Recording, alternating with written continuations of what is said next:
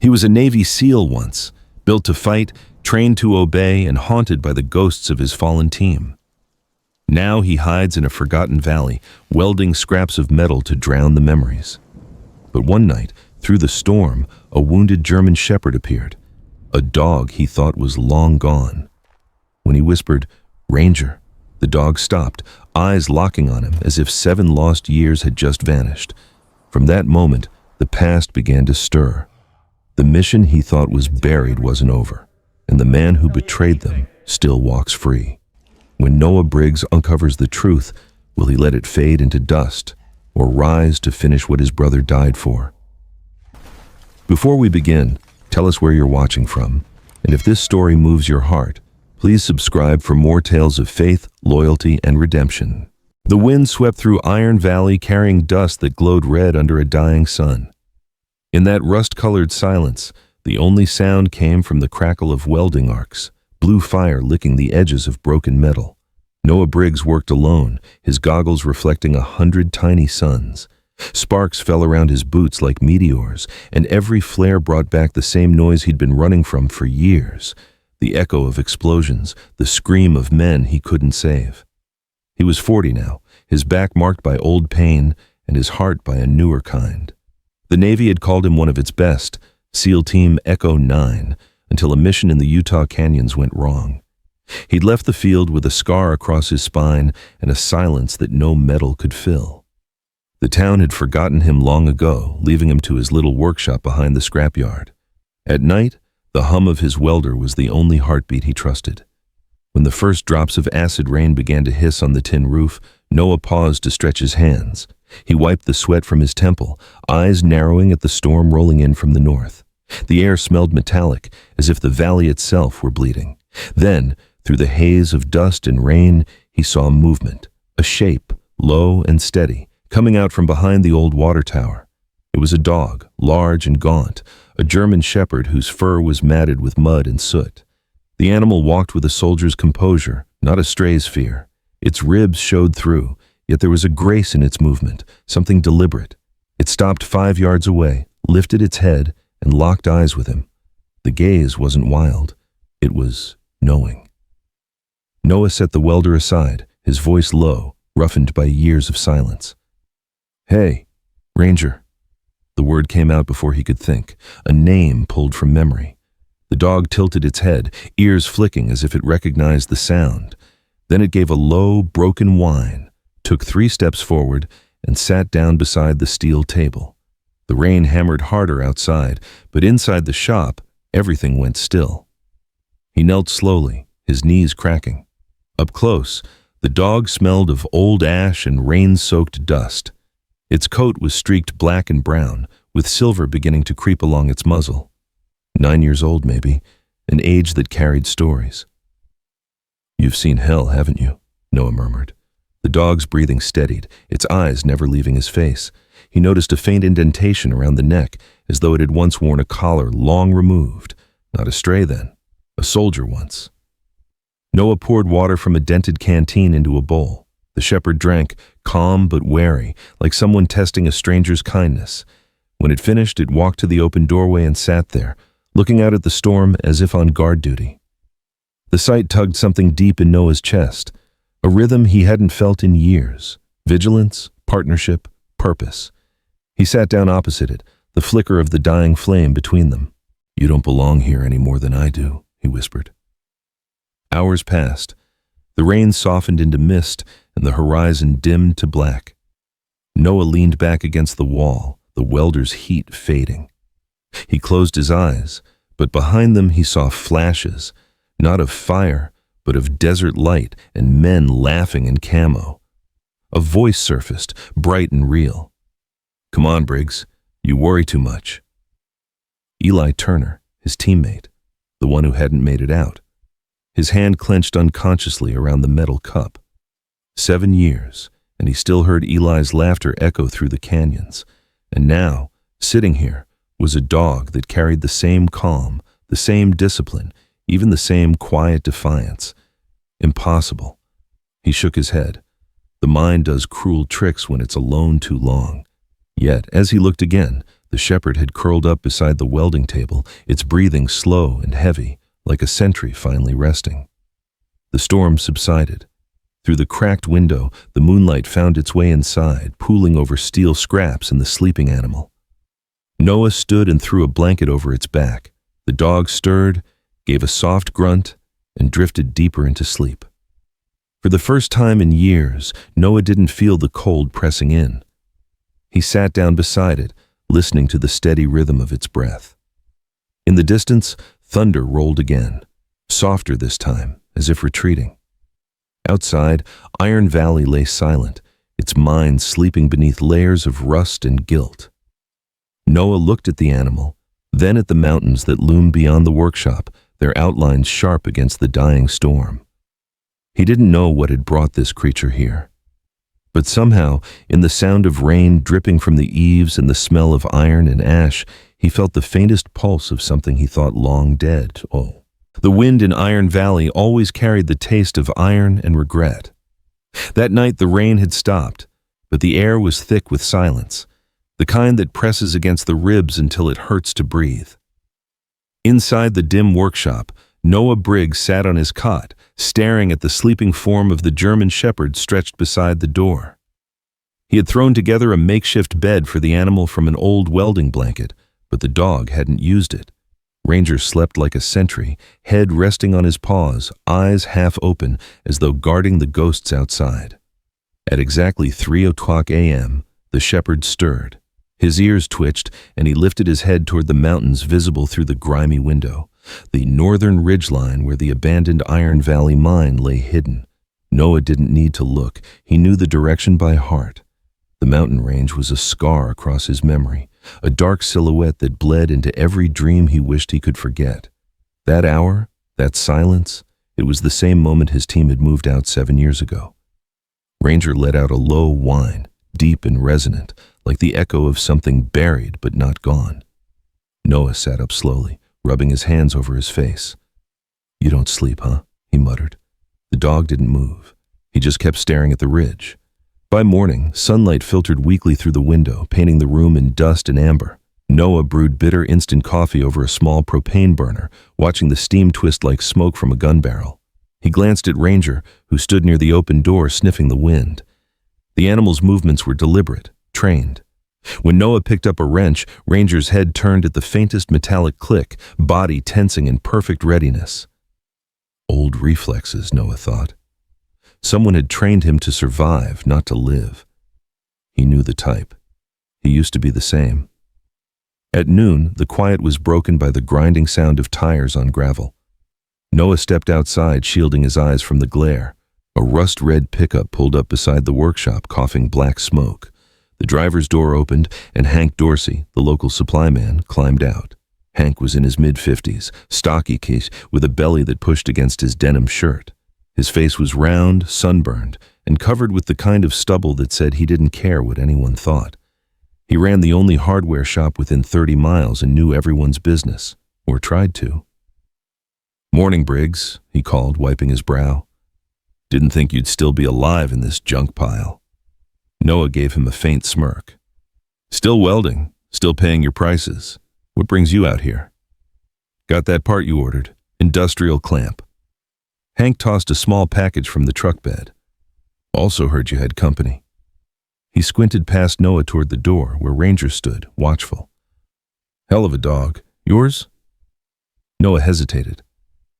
"Found him wandering." "Looks military," Hank said, eyeing the animal's "Well, you sure he ain't tagged? No collar, no chip?" Noah's tone was firm enough to end the curiosity. Hank grunted, spat on the dirt, and shrugged. "Well, keep him close. Coyote's been thick lately." When the truck left, Ranger returned to pacing. He stopped near the window again, ears flicking toward the distant hills. Noah followed his gaze. The Iron Valley Ridge glinted faintly under the sun, a stretch of gray and silence. He hadn't gone near it since that day. The government had sealed it off after the uranium leak in the 80s, or so they claimed. But 7 years ago, his unit had been sent there under the pretense of geological security. What they were really guarding had never been explained, and what happened to Eli Turner had never been written in any report. Noah's grip on the coffee mug tightened. Eli had been more than a teammate. He'd been the heart of Echo 9. A southern boy with a crooked grin, always humming old country songs in the middle of the desert. He'd been the one to calm Noah's temper, to remind him that not everything had to end in violence. When Eli died, part of Noah had gone with him. The report called it an accidental detonation. But Noah had seen the blast pattern, the angle of debris. It hadn't been an accident. He crouched beside Ranger and studied him more closely. The dog's coat gleamed faintly under the workshop light. The muscles along his shoulders were still defined despite his age, but there was a scar near his left hind leg, small and round. Shrapnel, maybe. Noah brushed his fingers near it, and Ranger flinched slightly but didn't growl. His breathing slowed, eyes softening as if recognizing something in the touch. "You've been there too, haven't you?" Noah whispered. "You remember." That night, the valley fell quiet again. No wind, no rain, just the hum of faraway power lines cutting through the dark. Noah couldn't sleep. He sat by the window, watching Ranger stand guard near the door. Every now and then, the dog's ears would twitch toward the hills, the same direction, the same time. 3:00 a.m. came, and Ranger rose. He stared out into the distance and gave one low bark, not loud but deliberate. Noah's pulse quickened. He got up, walked outside barefoot into the cold dust. The night smelled of iron and ozone. In the distance, lightning flickered behind the mountains, though no storm came. Ranger took a few steps forward, then looked back at him, eyes glinting in the faint light. There was something almost human in the gesture, like an invitation. "You want to go back there, don't you?" Noah said quietly. The dog's tail gave one slow wag. Noah's throat tightened. "That place is dead, Ranger. There's nothing left but ghosts." Still, the dog didn't move. He stood there, rigid, staring into the darkness, until Noah finally turned away. He lay awake till dawn, dreams fragmented into flashes of red sand, Eli's laughter, and a bright explosion swallowing everything. When he opened his eyes, the first thing he saw was Ranger still at the door, motionless, facing north. Noah exhaled and muttered, "You're not letting this go, are you?" The shepherd blinked, ears twitching at his voice. Then it stepped back inside and lay down near his feet. Noah reached down, resting a hand on its head. "Fine," he said softly. "We'll go." Outside, the wind began to rise again, carrying the scent of the mountain on its breath, rust, dust, and something older. The kind of smell that wakes memories better left buried. As Noah watched Ranger close his eyes, he realized that for the first time in years, he wasn't afraid of what tomorrow would bring. What frightened him more was what he might find when he went looking. The morning began gray and windless, a film of dust floating over the valley like ash that refused to settle. Noah Briggs loaded his old truck with a jerry can, flashlight, and 2 rusted bolt cutters. Ranger sat in the passenger seat, still and alert, head turned toward the northern ridges that had haunted them both. The animal hadn't needed to bark or point. Every night it had stared that same direction until Noah could no longer pretend not to understand. The mind was calling, or something inside it was. The drive north was rough. The road wound through dead cottonwoods and shale cliffs, narrowing until only one tire track remained. The truck rattled with every bump. Ranger stood occasionally, front paws on the dashboard, ears pricked forward. His fur shimmered bronze in the early light, the faint silver around his muzzle glinting like metal. Noah caught his reflection in the cracked rearview mirror. A man aged past his years, stubble shadowing a face that had once belonged to someone who believed in orders and meaning. He exhaled slowly. "Guess we're both too stubborn for peace, huh?" The dog's tail gave one low sweep, the smallest acknowledgement. By noon they reached the old access road.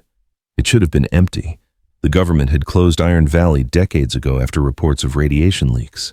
But tire tracks cut fresh lines through the dust, deep and crisp. The air smelled faintly of diesel. Noah killed the engine and stepped out, the silence pressing against his ears. The world here had its own gravity, as if sound itself sank into the earth. Ranger trotted ahead, nose to the ground, then froze. The dog's posture changed, shoulders tight, tail straight. Noah followed his gaze. 50 yards up the trail, a chain-link gate loomed behind a stand of bent pines, half hidden but unmistakably new. The sign bolted across it read, in fading red letters, Geological Research Area, no entry. But the letters below were rusted through, replaced with fresh weld marks that gleamed silver under the light. Noah crouched closer. The edges of the weld were too clean, too professional, not a local's patch job. These were made by a plasma torch, the kind used on field operations. His fingertips brushed the cool metal, tracing a tiny engraving near the corner. Initials burned faintly into the seam.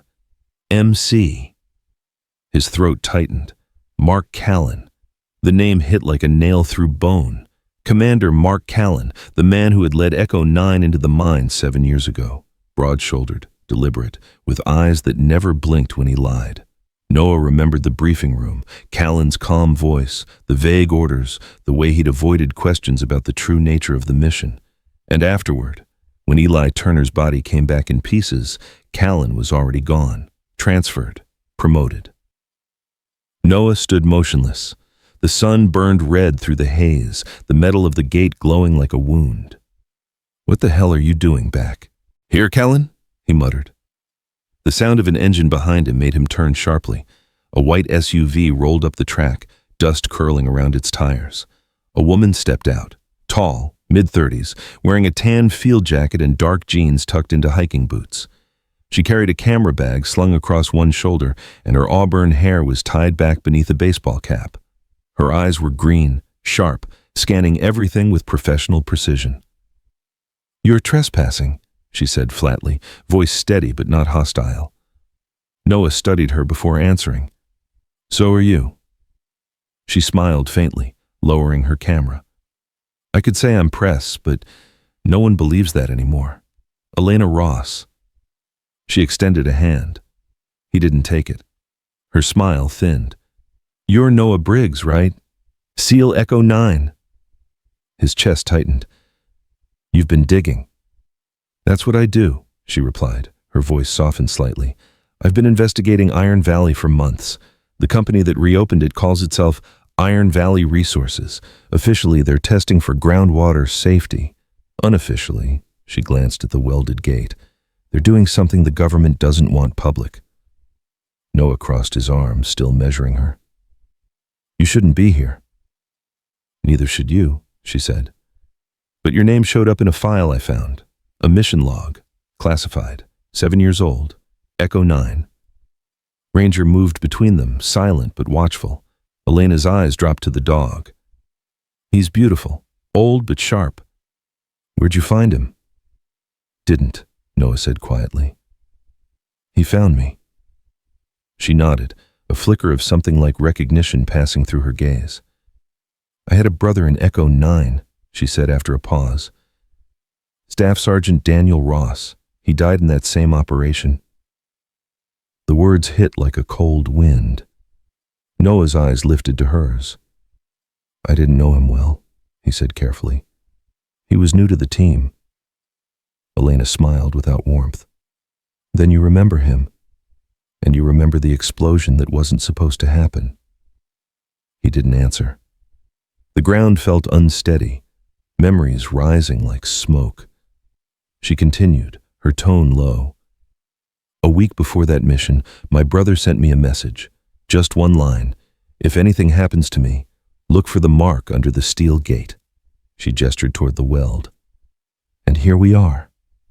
Noah stared at the initials again, every nerve tightening. Callan had sealed the place, literally buried their history under layers of metal and bureaucracy. Ranger pawed at the dirt near the fence, nose twitching. Beneath the soil, Noah saw faint ridges, as if cables had once run underground. Power conduits, maybe, or something worse. Elena raised her camera and began taking photos of the weld seams. "They don't like witnesses," she said. "I've already been followed twice. If I vanish, check the access tunnel behind the reservoir." Noah frowned. "You're reckless." She met his eyes. "So are you, or you wouldn't be here." The wind shifted suddenly, carrying the low hum of machinery, faint, mechanical, coming from beyond the hills. Both of them froze. Noah recognized the sound instantly. A generator. "They're working inside," he murmured. "At this hour?" Elena looked toward the ridge. "You think they ever stopped?" They moved quickly, staying low.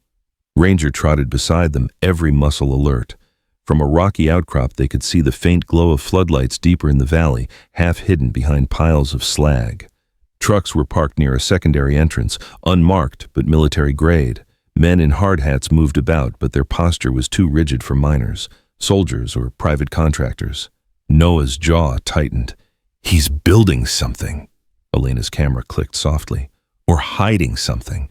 Before Noah could answer, Ranger's ears shot up, tail stiff. He turned toward the road, growling low. Headlights flickered in the distance, approaching fast. Elena ducked, clutching her camera. "We've got to go." They slipped back through the rocks, Ranger leading the way. The hum of the trucks grew louder, mingling with the metallic clang of gates being locked behind them. When they reached the old trail, Noah stopped for one last look at the ridge.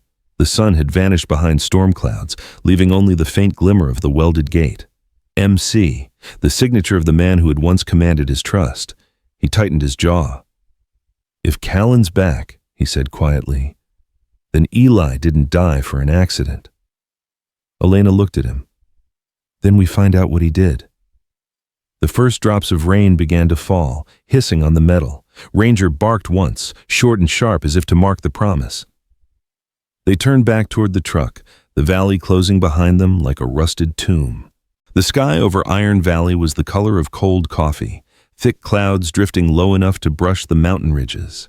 Noah Briggs sat at a corner booth of a roadside cafe called the Rusty Spoon, its neon sign flickering with every gust of wind. The place smelled of stale sugar, burnt toast, and diesel, the scent of transience and secrets. Ranger lay under the table, his head resting on his paws, ears flicking at every unfamiliar sound. He didn't belong in a place this quiet, and truth be told, neither did Noah. Across from him, Elena Ross stirred her coffee without drinking it. In daylight, she looked different, not just the journalist he'd met by the gate, but a woman carved by loss and obsession. Her green eyes had a sleepless sharpness, and faint shadows beneath them hinted at nights spent chasing ghosts. The auburn strands of her hair caught the dim light whenever she moved. The cafe's window framed her against the dull expanse of the valley, a lone figure who refused to give up on the dead. She slid a tablet across the table. On the cracked screen was a file labeled Echo 9 Debrief or Restricted. Her voice was calm, but her hands trembled slightly as she spoke. This came from an encrypted email 2 weeks ago. No signature, no traceable IP. The sender called himself Eli Turner. Noah's breath stopped short. "That's impossible," he said, his voice a low rasp. "I know," Elena replied, leaning in. "But the email contained coordinates, the same area we saw behind the welded gate. And this line." She turned the screen toward him, revealing a fragment of text. "They're digging for what killed us." For a moment, Noah could hear nothing but the slow ticking of the wall clock behind the counter. His chest felt tight, his pulse hammering against old scars. He looked at Ranger. The dog was watching him, eyes steady, as if understanding every word. "Eli was dead before the explosion," Noah said quietly. "I saw the blast take him. I saw what was left." Elena studied his face. "Then, how do you explain this?" Noah didn't answer. Instead, he looked out the window, past the line of trucks, to where the mountains loomed like old witnesses. He could still hear Eli's voice. "If we don't stop this, we become part of it." He'd written those words once in the team's field log before Callan confiscated it. A waitress approached, a middle-aged woman named Martha with graying hair pinned under a faded bandana. Her blue apron bore coffee stains and the smell of bacon grease. She smiled with the tired politeness of someone who'd seen everything and cared for none of it. "You folks need anything else?" Elena shook her head. "Just the check, please." Martha nodded, but her eyes lingered a moment on Noah. "Haven't seen you around in years," she said, voice low, curious. "Thought you left when the mine closed." "Guess I couldn't stay away," he murmured. Martha gave a small, knowing smile. "No one really does." Then she left them with the faint squeak of her sneakers fading behind the counter. When the door jingled open again, A gust of wind brought in a man wearing a beige work jacket and mirrored sunglasses. He was tall, clean-shaven, and moved with the kind of precision Noah recognized immediately: military. The man ordered a coffee, never taking his eyes off the room. His movements were too controlled, too aware. Elena caught Noah's look. "You know him?" "No," Noah said, though his hand tightened around his cup. "But I know the type." Elena lowered her voice. "I've been followed before, twice this week. If Callan really is behind Iron Valley Resources, he won't let anyone dig too deep." "Then stop digging," Noah said. She smiled faintly. "You won't." He sighed. "That's the problem." Elena opened her bag and pulled out a folded sheet of paper, creased and smudged with dirt. "I found this in the archives at the Salt Lake Tribune. It's a classified memo from 2016, signed by Mark Callan himself. It authorizes the containment of unauthorized assets at Iron Valley. Do you know what that means?" "Cover-up," Noah said flatly. "Exactly." She pointed to a date at the bottom. 2 days before your team's deployment. Eli Turner's name appears in the clearance log, but his debrief report is missing. Gone. Deleted. The weight of it settled between them. The pieces were lining up. The welded gate, the hum of machinery, Callan's return. It wasn't a new mining project. It was a resurrection of something buried. Noah leaned back, the chair creaking beneath him. "You said Eli emailed you. Why now, after 7 years?" Elena hesitated, fingers tracing the edge of the cup. "Maybe because someone wants us to find out. Or maybe..." She looked at Ranger. "Because he never really left." Outside, thunder rolled far off the ridge, a slow rumble that shook the cafe's windows. Ranger rose suddenly, tail stiff, growling low. The man in the sunglasses looked up too, his hand brushing his jacket pocket. Instinct took over. Noah's muscles tensed, his gaze following every movement. When the stranger stood to pay, he glanced their way once, long enough for Noah to catch the faint gleam of a comm earpiece behind his right ear. Then he left, the door swinging shut with a sharp click. Elena's voice barely rose above a whisper. "They're watching us." "Good," Noah said. "Means we're close." Ranger's growl faded, but his body stayed rigid. Outside, the stranger's SUV pulled away slowly, tires crunching gravel until the sound vanished into the wind. Noah turned to Elena. "We can't talk here. Too exposed." She nodded. "I have a place nearby, old motel, Route 6. Nobody rents the back rooms." They left cash on the table and stepped into the cold dusk. The wind carried the smell of rain and oil. Chair trotted ahead, scanning the lot before circling back to Noah's side. As they reached the truck, Elena looked up at the darkening horizon. "If what Eli said is true," she murmured, "then whatever they're digging for killed your team. And my brother." Noah started the engine, his expression unreadable. "Then we find out what it was, and why Callan's back." The headlights cut through the storm, their beams trembling over the empty highway. Behind them, the neon sign of the Rusty Spoon flickered once more, then went dark, as if the valley itself were holding its breath. In the silence of the truck, Elena opened her laptop and began typing her report, the screen reflecting off her determined eyes. Ranger rested his head on Noah's knee, his breathing calm but watchful. Outside, lightning rippled across the mountains, a jagged flash that lit the valley in ghostly silver. Noah tightened his grip on the wheel. The past wasn't buried deep enough, and now someone, or something, was digging it back up. The night they returned to Iron Valley, the wind cut sharper than steel. The mountains loomed like broken teeth under a storm-dark sky. Noah Briggs drove with his headlights off, following a narrow trail that once served as the mine's service road. The silence was unnerving, not the peaceful kind, but the kind that warned of traps waiting to spring. Beside him, Elena Ross checked her camera batteries, her face pale in the dashboard's dim glow. Her hands trembled slightly, not from fear, but from the weight of what they might find. In the back seat, Ranger stood upright, watching the shadows as though he had patrolled these grounds 1,000 times before.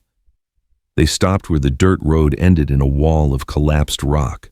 Noah killed the engine and stepped out, boots crunching against gravel and broken glass.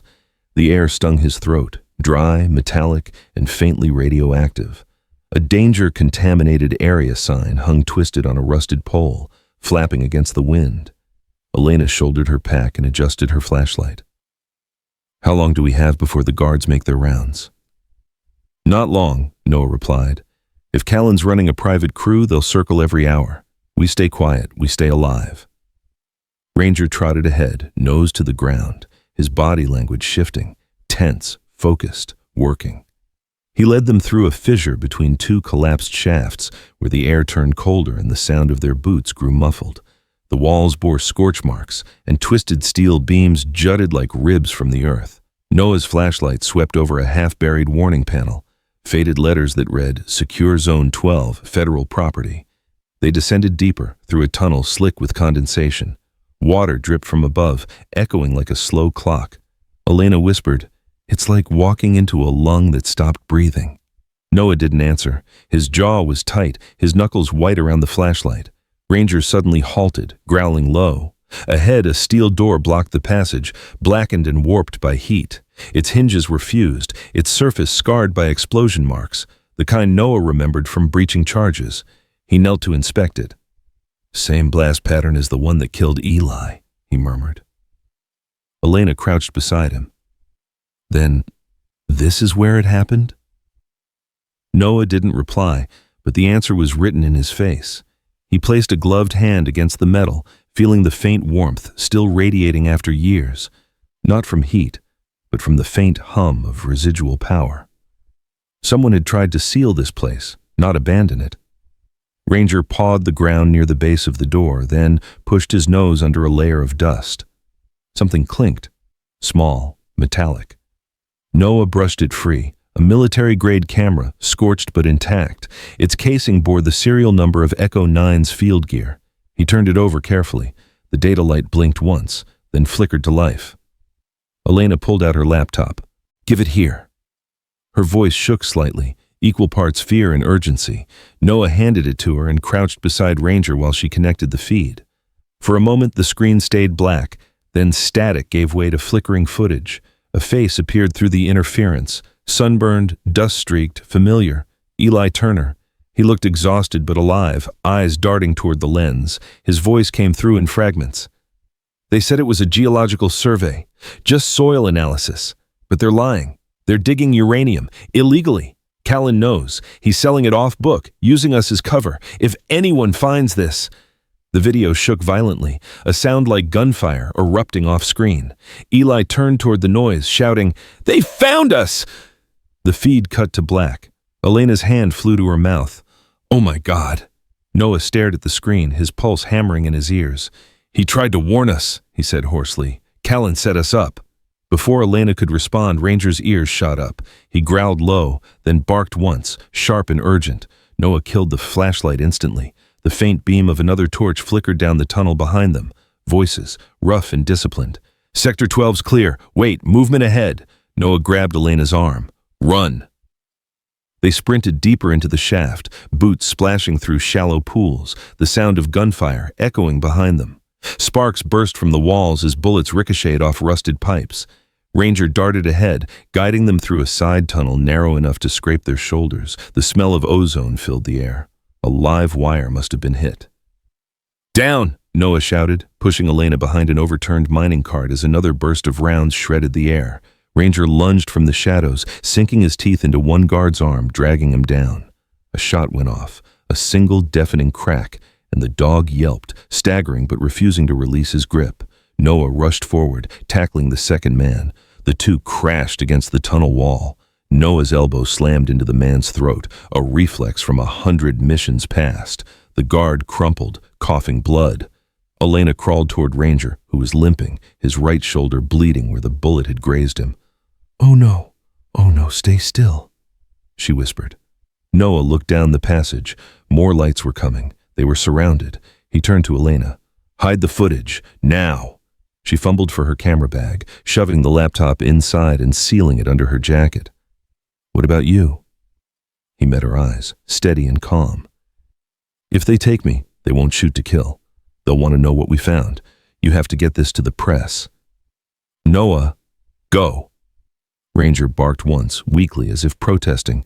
Noah placed a hand on the dog's neck.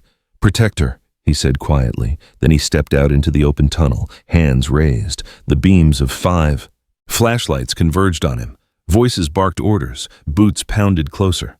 A man with a heavy tactical vest and a thick beard stepped forward, his accent southern, his eyes cold. "You just made a big mistake, hero." He swung his rifle to Noah's chest and motioned to the others. "Take him alive." Ranger growled again, trying to rise, but Elena whispered sharply, "No, stay." She backed deeper into the shadows as Noah was cuffed and dragged away, his footsteps fading into the roar of the generators beyond. The last thing he saw before the tunnel curved was Ranger's eyes. Steady, defiant, full of the same fire he'd seen years ago in Eli's. The valley swallowed the sound of everything else. And somewhere, behind walls of welded steel and corporate lies, the truth waited, buried but still burning. Concrete sweat dripped from the ceiling in steady rhythm, the air thick with iron and heat. Noah Briggs sat chained to a steel chair in a windowless room, wrists bruised where the restraints bit into his skin. The smell of ozone and burnt oil clung to every inch of the bunker, the same kind of scent that once filled his lungs before a mission went wrong. Now, instead of briefing maps and radio chatter, there was only silence, broken by the hum of fluorescent lights that buzzed like trapped insects above his head. His uniform shirt was torn, a thin cut streaking across his cheek. The last thing he remembered before the blackout was Ranger's bark fading under the sound of gunfire. The door opened with a metallic hiss, and a figure stepped in, tall, broad-shouldered, wearing a dark tactical jacket pressed too clean for field work. His hair was silver at the temples, cut short, the same way it had been 7 years ago. His jawline was sharp, the expression calm, composed, predatory. Mark Callan. He looked like the ghost of a commanding officer resurrected by greed. Callan placed a folder on the table, tapping it once before sitting opposite Noah. "You never could leave a wound alone," he said, voice smooth, low, and cold. 7 years, Briggs. You should have stayed buried with the rest of them." Noah met his gaze, steady and defiant. "And Eli Turner? You buried him too?" Callan's lips curved in something close to amusement. Eli was a fool. Brave, maybe, but foolish. He thought he could expose something that no one wanted exposed. He leaned forward, fingers interlocked. "This country runs on secrets, son. Always has. We don't choose what to protect. We protect what we're told to." Noah's jaw tightened. "We protect people, not profits." Callan tilted his head slightly, studying him. "Still idealistic. That's why I liked you. That's also why you were never cut out for the higher game. You think this is about money? No, this is about control. The uranium under that valley could power a nation, or destroy one. I made sure it didn't end up in the wrong hands." "You mean your hands," Noah said. The older man's eyes narrowed just a fraction. "Watch yourself." He stood, pacing slowly. "You think Eli was some hero? He endangered the entire operation. I had no choice." Noah's voice dropped to a whisper. "You had every choice." The silence that followed was heavy. Callan stopped near the wall, one hand resting on a mounted radio. Behind him, the low rumble of machinery echoed, the generators running the illegal excavation. He spoke without turning. "I admired you, Briggs. You were the kind of soldier this country forgets too easily. But now you're just another loose end." Noah smiled faintly, blood on his teeth. "You can't bury the truth twice." Callan turned back, eyes hard. "We'll see." He nodded toward the guards outside. "Keep him alive. For now, yet." Then he walked out, the heavy door slamming shut behind him, leaving Noah alone with the hum of his own heartbeat. Minutes passed, or maybe hours. The heat in the room rose, the generator's vibration shaking the floor beneath his boots. Somewhere beyond the walls, alarms wailed faintly before fading again. He tested the cuffs, but they held firm. He shut his eyes, forcing his breathing to slow, recalling every survival drill he'd ever taught. In the darkness behind his eyelids, he saw Eli again, grinning, handing him a cigar on their last night in Kandahar. "You don't die until the job's done." He opened his eyes, and the air felt different. Faintly moving. A whisper of wind, impossible in a sealed bunker. He turned his head toward the corner where the sound came from. A narrow grate, no larger than a helmet, rattled once, twice, then a soft thump. Noah froze. "No way!" A muffled growl answered him. Metal screeched as something clawed from the other side, nails scraping steel, the sound desperate and relentless. Then the grate burst open, and through the cloud of dust and debris came a blur of brown and black fur. Ranger. The shepherd's right shoulder was wrapped in dried blood, one leg stiff, but his eyes, those amber, knowing eyes, burned with fierce intent. "Jesus, boy," Noah whispered. "You followed me." The dog barked once, a rough sound that echoed through the chamber.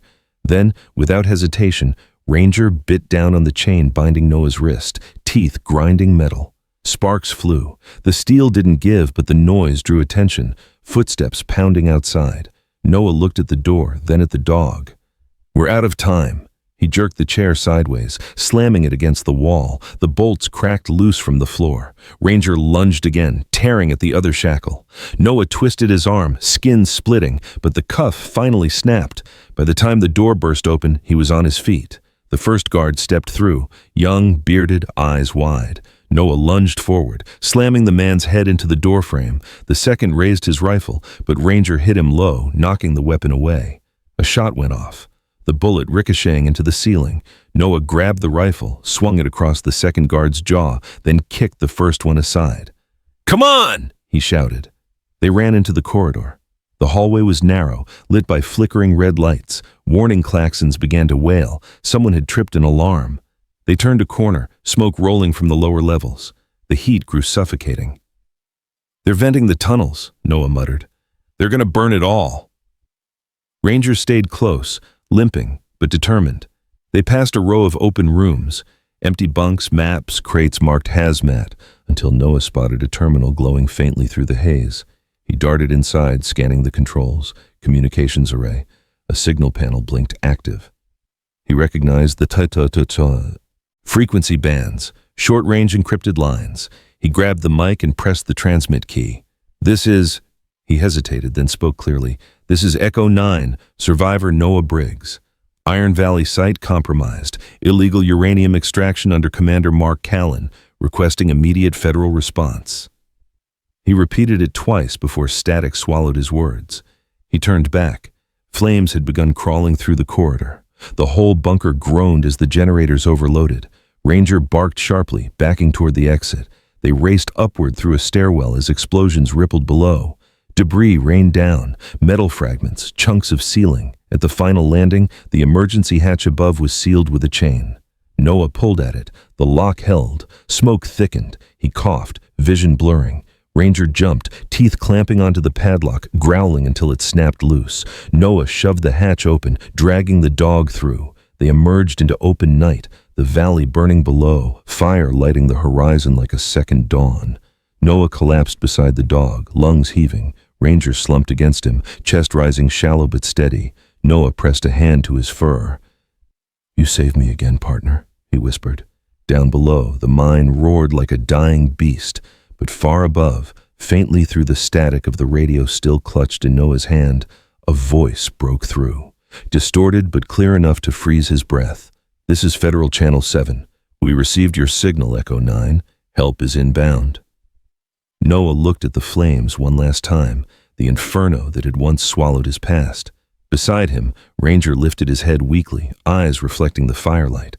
For the first time in 7 years, Noah let himself believe that maybe, just maybe, the truth would surface. The night sky above Iron Valley glowed with an unearthly red, a second dawn born of fire and betrayal. Noah Briggs stumbled through the cracked earth, his boots sinking into ash. Ranger limped beside him, every breath of the old shepherd rattling with exhaustion, but his eyes remained sharp, unwavering.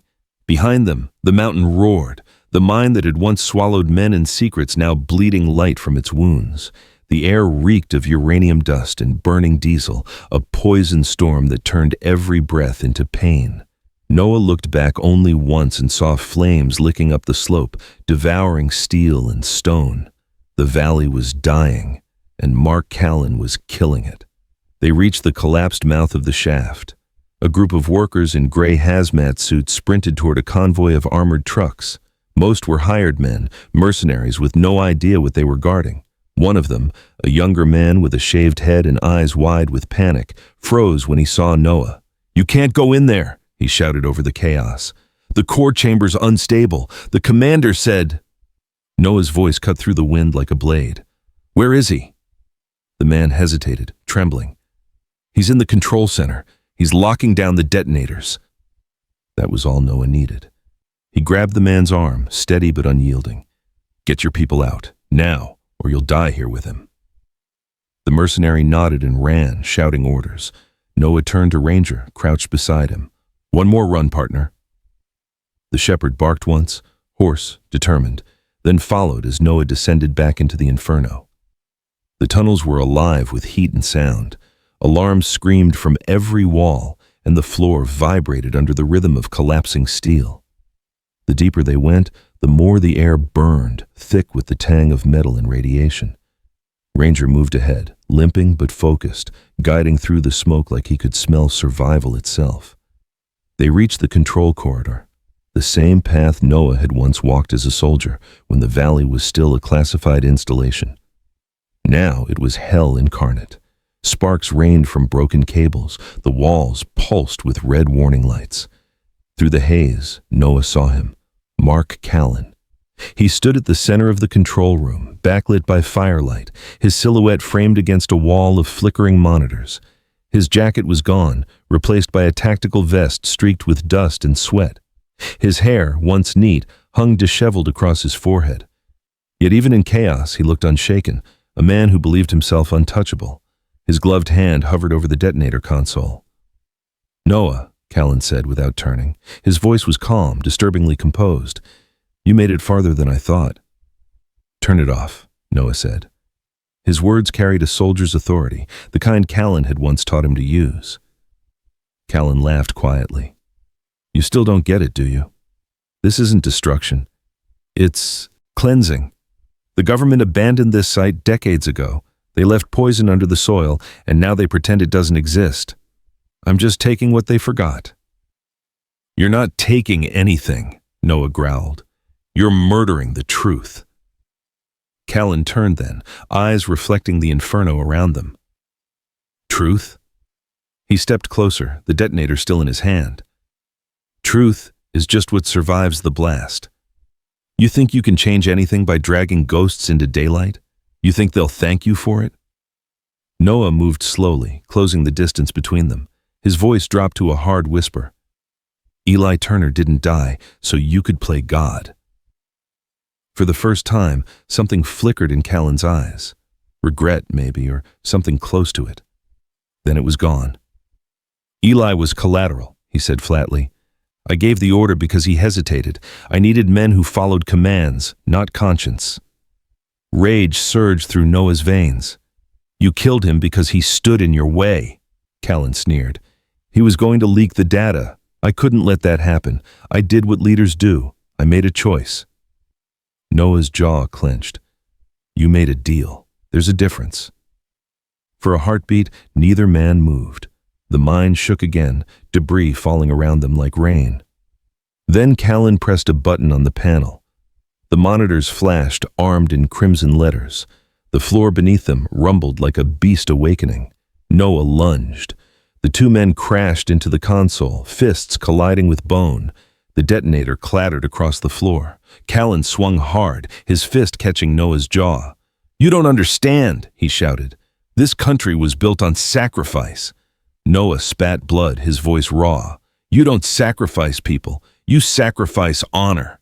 They grappled amid falling sparks, each strike echoing like thunder in the confined space. Callan's training showed. Efficient, brutal. But Noah fought with something deeper, memory, grief, and the fury of betrayal.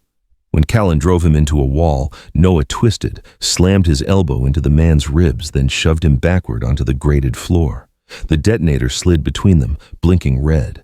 Flames surged through the tunnel entrance, devouring cables and machinery. Ranger barked frantically, circling the fight, his front paw dragging but his eyes locked on Noah. Callan reached for the detonator, but Noah kicked it away, sending it skidding toward the control terminal. "It's over," he shouted. Callan laughed through gritted teeth, blood streaking his mouth. "No, not until I say so." He lunged again, grabbing Noah by the throat, forcing him back against the console. His eyes burned with fanatic light. "You think you're better than me, Briggs? You think your morals matter? We were both trained to do whatever it took."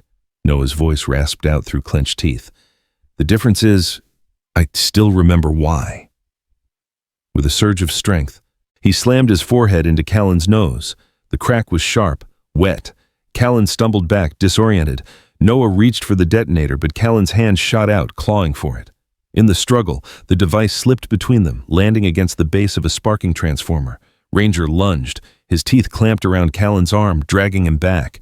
Callan shouted in pain, swinging wildly. "You stupid animal!" Noah dove forward, grabbing the detonator. The countdown read 5 seconds. He tore open the main panel and slammed it against the console, short-circuiting the charge. Sparks exploded around them as systems overloaded. Then came the first blast, not from the detonator, but from the mine itself.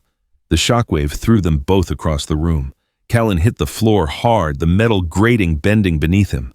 Overhead, the ceiling began to split, molten rock and dust raining down. Noah crawled toward Ranger, who was barking weakly, his flank burned from the blast. "Come on, boy," he gasped. "We're not dying here." Behind him, Callan staggered upright, blood streaming from his brow. "You can't stop it," he rasped. "It's too late." Noah turned, eyes hard. "Maybe, but you're not walking out." The final collapse came with a roar like thunder. The roof tore open, flames engulfing the control room. Noah shielded Ranger as debris crashed down. Through the smoke, he saw Callan one last time, standing beneath a shower of falling steel, reaching upward as if to command the fire itself. Then the ceiling gave way, and the mountains swallowed him whole. When the world stilled, Noah felt the cold wind again, not from outside, but from freedom. He coughed, dragging himself and Ranger toward the open breach where daylight now poured through the shattered rock. They emerged into dawn, the valley below consumed by flame, molten rivers cutting through the earth. Noah fell to his knees, Ranger collapsing beside him. The wind howled through the ruins, carrying away the last smoke of a buried truth. He looked at the rising sun and whispered, "It's over, Eli." Ranger's head rested on his leg, eyes half closed, tail giving one final faint thump. The mine was gone, the evidence buried under its own sin. But justice, at last, had burned its way free. Dawn returned slowly to Iron Valley, washing the red earth in silver mist. The land that once burned with fire now breathed again, scarred but alive. The mine shafts lay sealed under tons of concrete, and warning signs fluttered at every entrance, yellow against the pale wind. Above it all, cranes and workers in protective suits moved carefully, mapping the poisoned veins of soil that had slept too long. From a ridge overlooking the valley, Noah Briggs stood in silence, a coffee mug cooling in his hand. The scars on his knuckles had faded, though the ache beneath them never did. The month since the explosion had reshaped everything. Mark Callan's death had been confirmed. Buried under the ruins, his empire crumbled with him. Elena Ross's exposé spread across every major network in the country. Her article, The Silence Beneath Iron Valley, named names, dates, and evidence. It forced congressional hearings, military resignations, and a federal apology. But for Noah, the headlines meant little. Justice was never loud. It was quiet, like the sound of soil being turned over after a long winter. He turned at the sound of tires crunching gravel. A dusty Jeep pulled up, and Elena stepped out, dressed in khaki field gear with her hair tied back under a faded cap. The months had hardened her features slightly. The deep brown eyes now held purpose instead of grief. "You're early," she called, slinging her bag over one shoulder. "I never sleep much," Noah replied, a faint smile tugging at his lips. "And this place doesn't let you forget." Elena joined him by the ridge. "You know," she said softly, "when I first came here, I wanted revenge. Now I just want restoration." Noah nodded. "That's what this is about." Below them, a group of volunteers were unloading equipment. Geiger counters, drones, mapping tablets. The youngest among them was barely 20, an intern from a nearby university, thin and freckled, her ponytail bouncing as she adjusted her helmet. Others were veterans like Noah, older, slower, but steady, men and women who had once known destruction and now wanted to build. Their shirts bore a new symbol, Echo Foundation, a simple mark, 2 concentric circles rippling outward like sound waves through water. Noah had chosen the name himself, in memory of Echo 9. "If a voice is strong enough," he'd told Elena when they founded it, "it keeps echoing long after the speaker's gone." A short distance away, a familiar shape moved through the mist. Ranger. The German shepherd had grayed around his muzzle, his gait slower but sure. He wore no collar, never had, but carried a small harness fitted with a radiation sensor blinking faint green. 2 young volunteers followed him cautiously, their boots sinking into the red mud. "He's leading us east," one of them called. "Readings are climbing."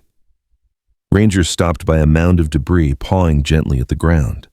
The girl knelt beside him, checking her scanner. He found another one, contaminated soil pocket, 20 meters wide. Noah watched with quiet pride. "Still saving lives," he murmured. Elena smiled beside him. "He's practically running this team."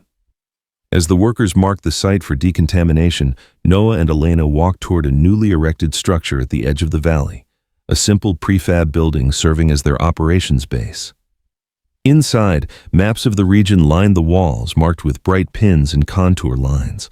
One corner was filled with photographs, before and after images of the cleanup, team portraits, and a framed patch that read Echo 9.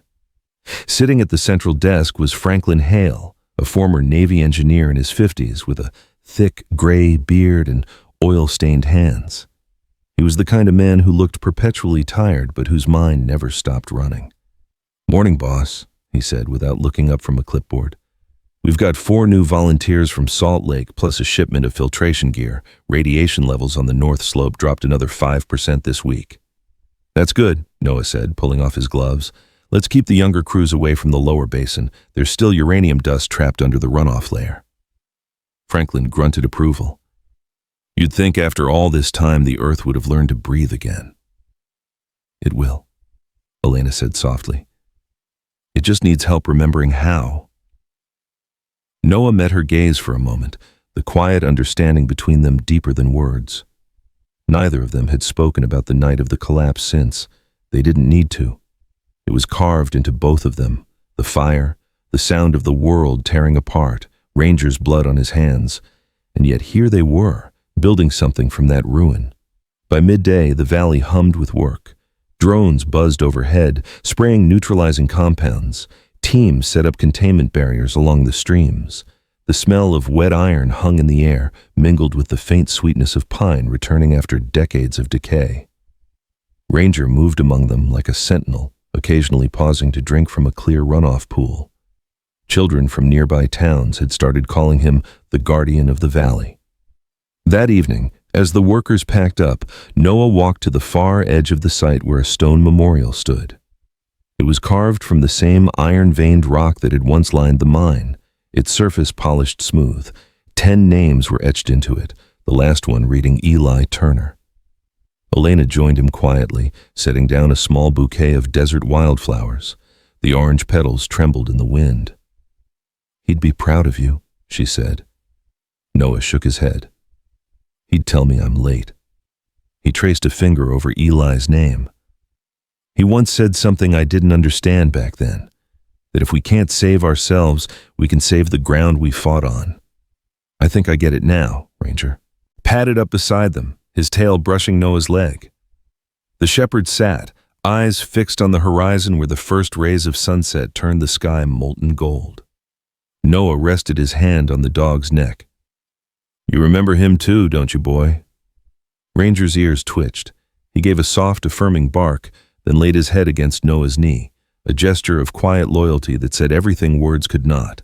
The valley below shimmered in twilight, Machines powered down, leaving behind only the hum of wind and the rhythmic beeping of the radiation sensors. Somewhere, a hawk cried, circling the cliffs, a lone note echoing through the dusk. Noah looked toward the sealed mine entrance one last time. The fires were gone, replaced by a faint green glow of safety lights. In their reflection, his face seemed calmer, older, but at peace. He turned to Elena, his voice low. "We'll keep this place alive. For them." She smiled, eyes glistening.